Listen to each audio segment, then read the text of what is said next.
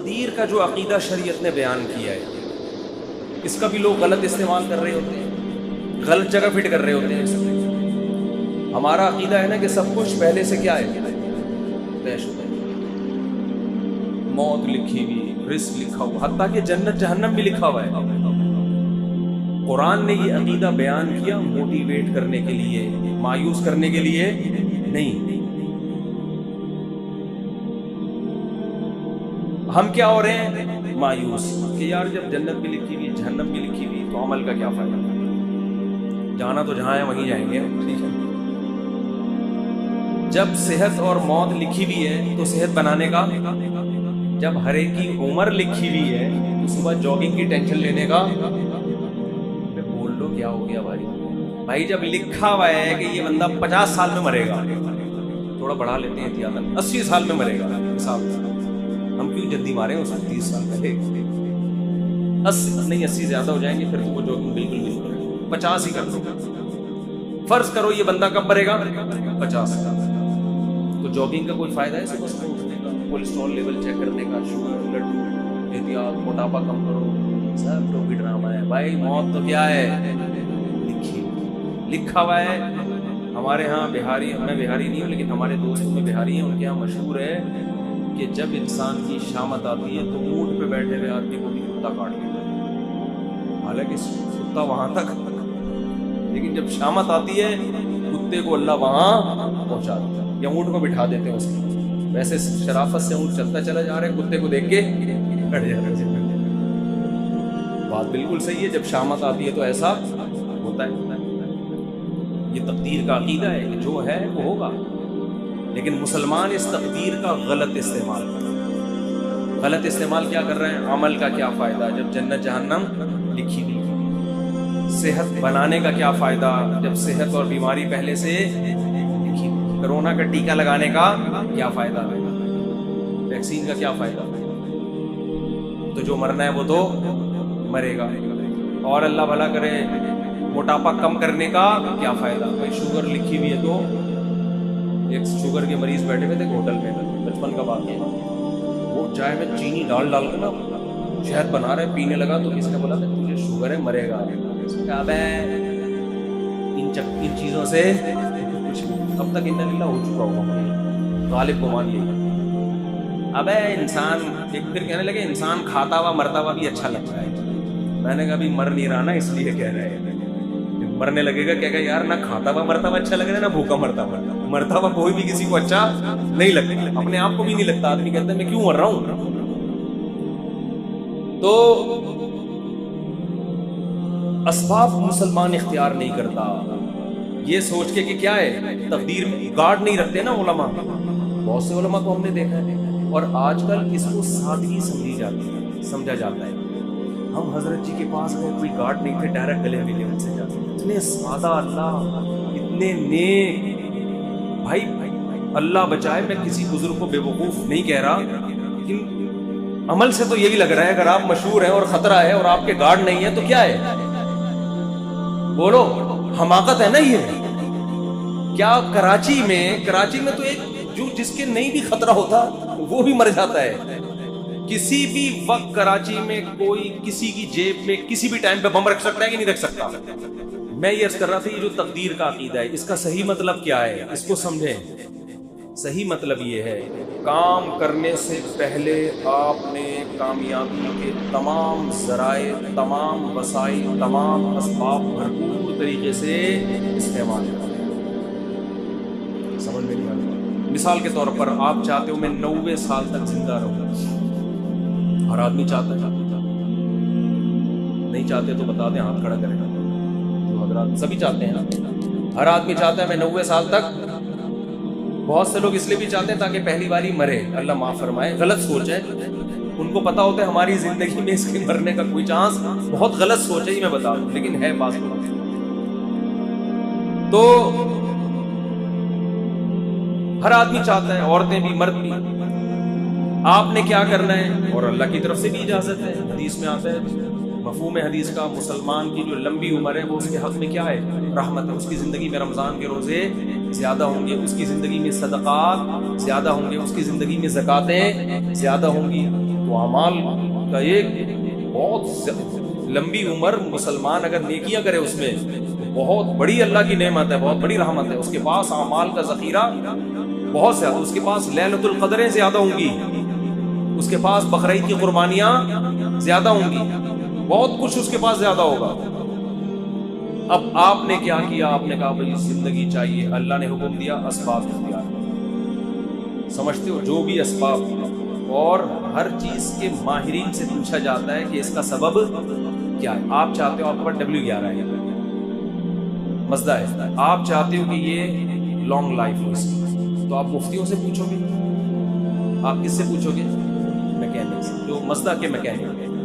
آپ کے پاس 1 to 5 ہے، آپ 1 to 5 کے جو میکینک ہے ان سے پوچھو گے یار میں چاہتا ہوں جو میری بائک آج جیسی چمک رہی ہے اور جیسی انجن کی پاور آج ہے 20 سال کے بعد بھی یہ ایسی ہے. تو آپ کو بتائے گا بھائی آئل جلدی چینج کر لیا کرو، مینٹیننس کا خیال کرو، یہ کرو وغیرہ وغیرہ وغیرہ. آپ کسی مولانا صاحب کے پاس آؤ گے تو وہ آپ کو اس کا جواب بولو نہیں، وہ یہ بتائے گا کہ یعنی اگر آپ لمبی عمر چاہتے ہیں، یہ باڈی بھی تو ایک مشین ہے نا، تو آپ اس کے لیے ڈاکٹروں کے پاس جاؤ گے، علماء کے پاس نہیں. علماء کے پاس صرف یہ پوچھنے کے لیے آؤ گے کہ لمبی عمر کا اسلام میں کوئی فائدہ بھی ہے یا نہیں.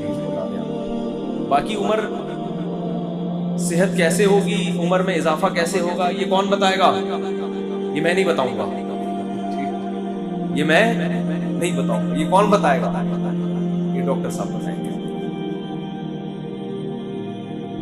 تو اب ڈاکٹروں سے پوچھا جائے گا تو آپ کو ڈاکٹر بتائیں گے بھائی کولیسٹرول لیول چیک کرو وغیرہ جو بھی بتاتے ہیں. لیکن وہ الگ بات ہے خود بہت جلدی مر جاتے ہیں. اکثر ڈاکٹر بیچارے پتہ نہیں کیوں بہت جلدی مر رہے ہیں. حکیم 99 سال تک زندہ میں نے دیکھے ہیں، 90 ڈاکٹر جلدی مر رہے ہیں. یہ عجیب بات ہے، حالانکہ علم ڈاکٹروں کے پاس حکیموں سے جدید علم ہے. اس کی وجہ پتہ ہے کیا ہے؟ ڈاکٹر صحت کے اصول بتاتے ہیں، خود اس پر عمل کرتے نہیں ہیں. سگریٹ کے آپ ان سے تقریر کروا لو، سگریٹ کے اتنے 6 ڈبے ایک دن میں خالی کر رہے ہیں. باتیں کرنے سے صحت نہیں بن رہی ہے. حکیموں کو ہم نے دیکھا ہے جو بیسک صحت کے اصول ہیں نا ان کو فالو کر رہے ہوتے ہیں. رات کو جلدی سونا، صبح جلدی اٹھنا، صبح لمبی واک کرنا، تھوڑا کھانا، یہ بیسک اصولوں پر 90 95 سال کے ہم نے بہت دیکھے. تو وہ بیسک اصولوں کو نا لے کے چل رہے ہوتے ہیں. خیر، تو آپ کو پتا چل گیا بھائی صحت کا یہ اصول ہے، تو آپ نے جاگنگ شروع کر دی، جم جانا شروع کر دیا، یہ بھی ہو گیا وہ بھی ہو گیا. اونٹ پہ ایک دن بیٹھے پاگل کتے نے کاٹ لیا اور آپ کیا ہو گئے؟ مر گئے، اسپتال میں پڑے. یہاں تقدیر کام آئی. اب آپ نے غم نہیں کرنا یار میں نے تو اتنا کچھ کیا، میں نے یہ، میں یوں. ایسے موقع پہ اس موقع کی حدیث ہے وَعَلَمْ أَنَّمَا أَصَابَكَ لَمْ يَكُنْ لِيُخْطِئَكَ. نبی حضرت عبداللہ بن عباس سے فرما رہے ہیں کہ یقین کر لے جو مصیبت تجھے پہنچی ایسا ہو ہی نہیں سکتا تھا کہ وہ نہ پہنچے. بس اللہ نے مقدر یہی کیا ہوا. تم نے اپنے اسباب اختیار کر لیے، تمہیں ثواب مل گیا، لیکن اللہ نہیں چاہتا تھا. بات آ رہی ہے سمجھ؟ تو ہو جاتا ہے ایسے موقع پہ ہے، پہلے نہیں ہے، کام کے بعد. بشرطے کہ آپ نے کام پورا کیا ہو. آپ نے کام پورا کیا. اگر آپ نے کام پورا نہیں کیا پھر تسلی کا آپ کو حکم نہیں ہے. آپ شوگر کے مریض ہیں، 6 لڈو کھا کے آپ کی شوگر ہائی ہو گئی، آپ پڑے رہے کہ مقدر میں یہی لکھا ہوا تھا. گناہ ملے گا ایسے الفاظ کہنے سے. اللہ کہے گا یہ لکھا ہوا تھا مگر تیری حماقت کے ساتھ لکھا ہوا تھا. اللہ کو پتا تھا یہ اس کو شوگر ہے پھر بھی یہ حماقت کرے گا. تو اللہ کو پہلے سے پتا ہوتا ہے نا کون بے وقوف ہے، کون عقل مند ہے، کون حماقت. اللہ نے لکھ دیا تھا کہ یہ کمبخت گناہ کرے گا، ورنہ تجھے کس نے بتایا تھا کہ یہ لکھا ہوا ہے؟ سمجھ میں نہیں آ رہی بات؟ تو تقدیر کا عقیدہ آپ نے تمام اسباب اختیار کر لیے، رزلٹ 0 ہے. تو ایسے موقع پہ غیر مسلم ڈپریشن میں جاتا ہے کہ یار میں کامیابی کے سارے اسباب اختیار کر رہا ہوں مگر نتیجہ کیا ہو رہا ہے؟ 0. یہ جو موٹیویشنل اسپیکر آپ کو کامیاب لوگوں کی 7 گٹس بتا رہے ہوتے ہیں نا، 7 علامتیں، یہ ان کی بتا رہے ہوتے ہیں جو ہو چکے ہیں کامیاب. ورنہ بعض میں 14 علامتیں پائی جاتی ہیں 7 کے بجائے، وہ پھر بھی کامیاب بولو پھر بھی نہیں ہوئی. یہ تو آپ کو وہ بتا رہے ہوتے ہیں 7. وہ ہے نا مشہور کتاب ہے 7 ہیبٹس، جس طرح کا نام ہے اس کا، 7 عادتیں کامیاب لوگوں کی، خاندانی عادتیں. تو اس میں پھر وہ فلانا جو تھا وہ یوں ہو گیا تھا، وہ اتنا ہو گیا، وہ ویسے ہو گیا. بھائی یہ کتاب اس میں بھی لکھو فلانے میں 7 کے بجائے کتنی علامتیں دی ہے، 7 بھی تھی اور الگ سے گریوی میں 7 اور بھی تھی. ٹھیک ہے، 7 تو یہ کامیاب لوگوں کی اور 7 بہت زیادہ کامیاب لوگوں کی اضافی اس میں قدرت کی طرف سے انسٹال ہوئی ہوتی ہے. 14 علامتیں ٹوٹل پائی جاتی ہیں جو دریافت ہو سکتا ہے اس کے علاوہ بھی پائی جائے گا. لیکن وہ اونٹ پہ ایک دن بیٹھا اور پاگل کتے نے اس کو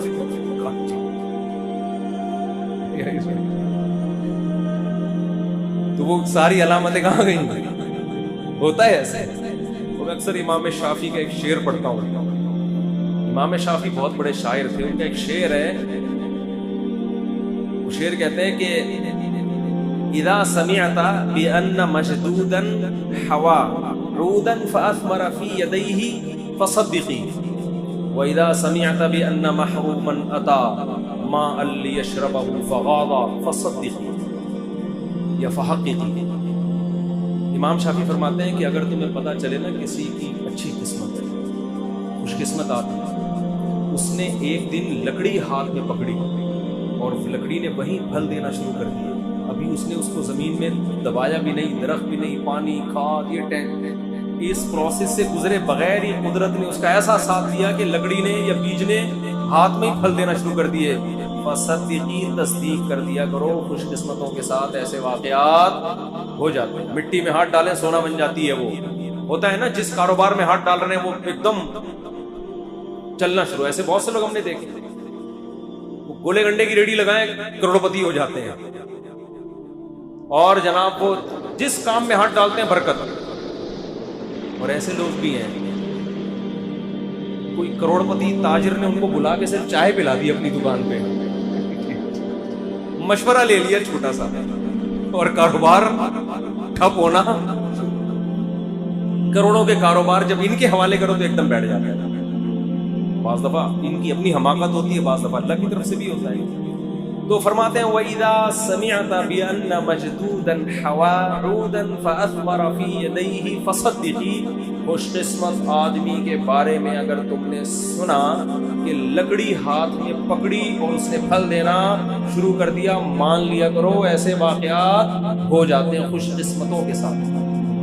وَإِذَا سَمِعْتَ بِأَنَّ مَحْرُومًا أَتَى. اور جب بدقسمت آدمی ہے اس کے بارے میں کبھی یہ خبر سننے کو ملی کہ اس کو صرف پانی چاہیے تھا، کوئی کروڑوں اربوں روپے بھی اس کی خواہش بیچارے کی نہیں، کہہ رہے پانی مل جائے مجھے پیاس لگا، اور اسباب ایسے پیدا ہوئے کہ بھرا ہوا کنواں، اب تو ملے گا ہی پانی. اب وہ خوش ہو گیا کہ اب تو میری قسمت جاگ گئی. بھائی صرف 1-2 گلاس نہیں، کنواں کیا ہے بھرا ہوا اور میرے قریب ہی ہے، اب تو پانی تو ملے گا، میں تو کروڑوں بھی نہیں مانگ رہا اللہ سے. وہ پانی پینے کے لیے آیا، کنویں نے اس کو دیکھ کے، پانی نے جب اس کو دیکھا اس کو دیکھ کے نیچے ہو گیا کہ تجھے نہیں، سب کو ملے گا تجھے نہیں ملے گا. یعنی پانی نے جب اس کو دیکھا نا یہ آیا ہے، پانی نے کہا میں نیچے جا رہا ہوں. اس کو دیکھ کے یہ شاعری میں تو تھوڑا مبالغہ ہوتا ہے بات سمجھانے کے لیے. اس کو بھی لوگ پڑھ کے بیٹھ جائیں گے یار امام شافعی اتنے بڑے کون، یہ کیسی بات ہے؟ وہ یہ سمجھانے کے لیے نا، یہ سمجھانے کے لیے. تو کہتے ہیں وہ دیکھ کے نیچے چلا جائے تو کیا کرنا ہے؟ حقیقی اس کو بھی صحیح قرار دے دیا یار ہوتا ہے بعض دفعہ اونٹ پہ بیٹھے آدمی کو کتے کاٹنے کا مطلب یہی ہے. تو لیکن یہ کب سوچنا ہے؟ کام ہونے کے بعد. جیسے غزوہ احد میں مشورے ہوئے، سب کچھ ہوا، شکست ہو گئی، تو اللہ نے کیا فرمایا؟ غم کرنے کی اجازت نہیں. تلک الایام نداولها بین الناس. یہ ایام ہم الٹ پلٹ کرتے ہیں، کبھی ان کو فتح، کبھی تمہیں فتح، کبھی ان کو شکست، کبھی تمہیں شکست. بس یہ تو اللہ کے اگر ہمارے ہی اس کاموں سے سب کچھ ہونے لگے تو ہم میں اور اللہ میں کوئی فرق رہے گا پھر؟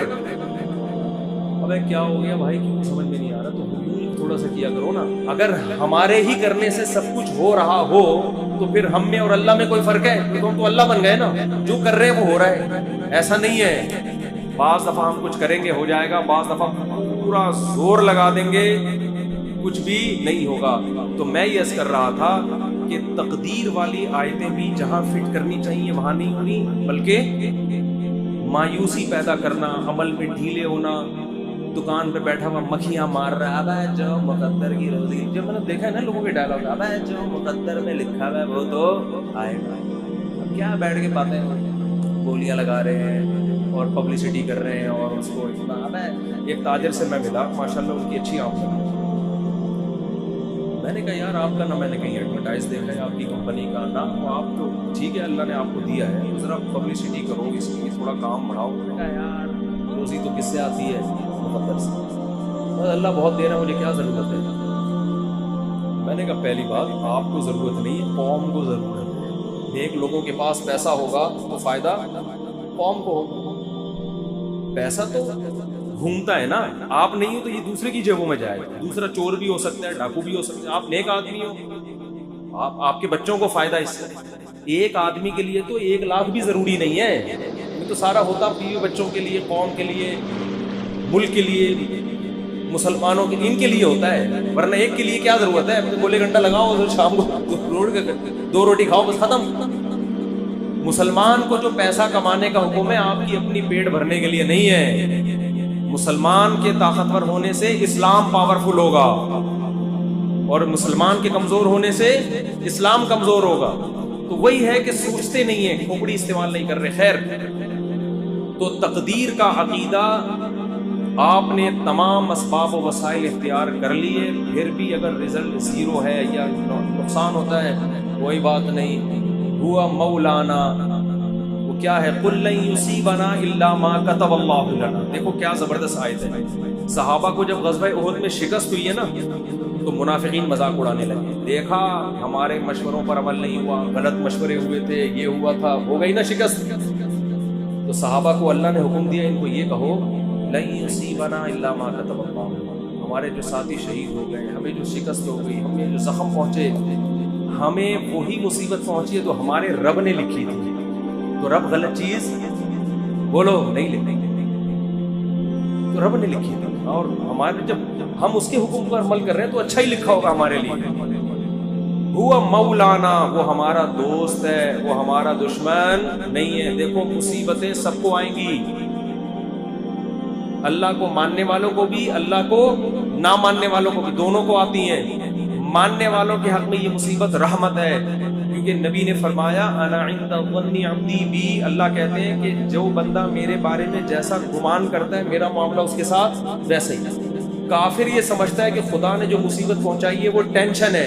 मुसलमान कहते हैं अल्लाह हमारा दोस्त है, हुआ मौलाना, वो हमारा दोस्त है, वो हमें अगर कोई मुसीबत पहुंचा रहा है तो हमारी खैर ख्वाही में, हमारी बुराई में नहीं। तो ये मुसीबत आपके लिए क्या बनेगी, रहमत बनेगी, ये नेमत बनेगी अल्लाह की तरफ से मुसीबत, इसमें भी खुशी होगी। तो बात समझ में आ रही है, तकदीर के अकीदे का फायदा क्या हो रहा है। काम से पहले तो असबाब इख्तियार करने, काम होने के बाद मा कतबल्लाहु लना, जो मुकद्दर में था वो, इससे बड़ा सुकून मिलता है खुदा की कसम।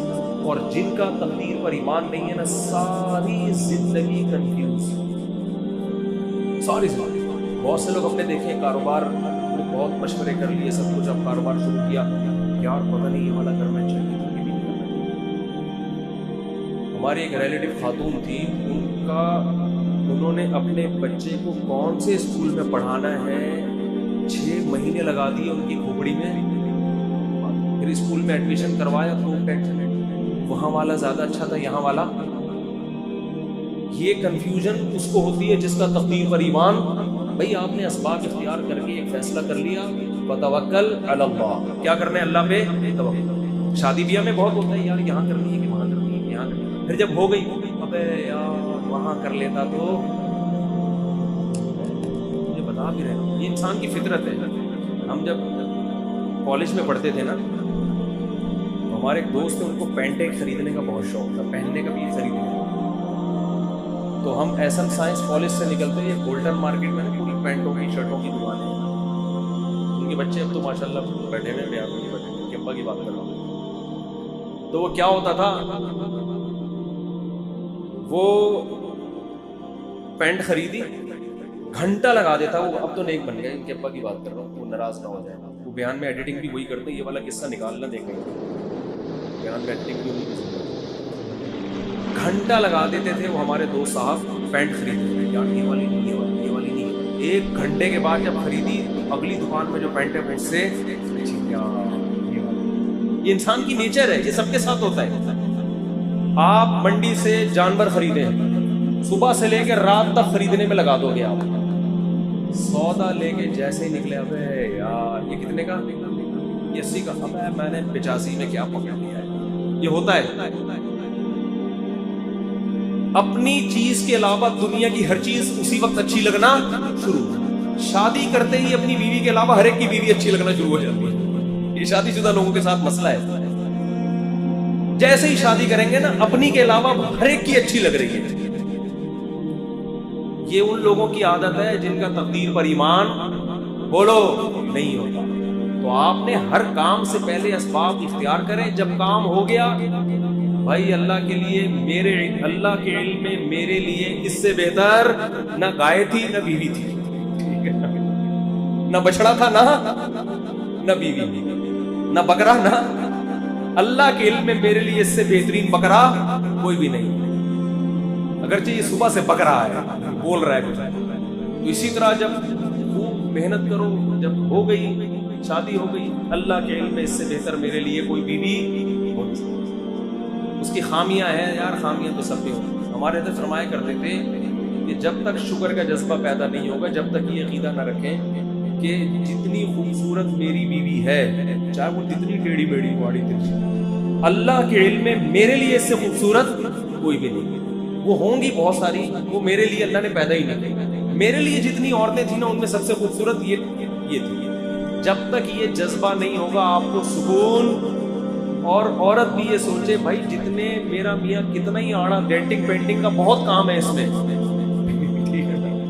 بہت کام ہے, لیکن اللہ کے علم میں میرے لیے اس سے بہتر ہسبینڈ ہو نہیں سکتا. وہ ہوں گے. وہ خواتین کی بھی عادت ہے ناشکری والی. عورتیں اکثر اپنے میاں سے بحث کر رہی ہوتی ہیں, اس کے میاں کو دیکھا وہ تو یہ شاپنگ کراتا ہے, وہ تو یہ خریداری کرتا ہے. اس کے میاں میں جو خامیاں ہیں وہ بیان نہیں ہوتی.